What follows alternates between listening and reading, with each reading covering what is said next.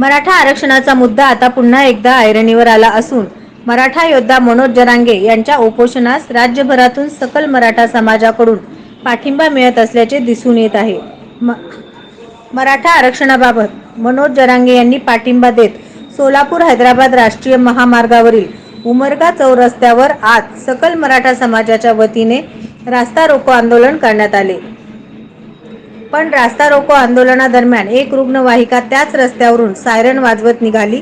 क्षणाचाही विचार न करता सकल मराठा समाज बांधवांनी आंदोलनादरम्यान रुग्णवाहिकेला वाट करून दिली व पुन्हा आपल्या रास्ता रोको आंदोलनाची सुरुवात केली। दरम्यान मनोज जरांगे यांना पाठिंबा म्हणून व सरकारचं लक्ष केंद्रित करण्यासाठी हे आंदोलन असल्याचे समजतंय। पण पुढील दशा व दिशा ही मराठा समाज योद्धा मनोज जरांगे यांच्या नेतृत्वाखाली ठरवली जाणार असल्याचेही काही पदाधिकाऱ्यांकडून आंदोलनादरम्यान बोललं जात आहे।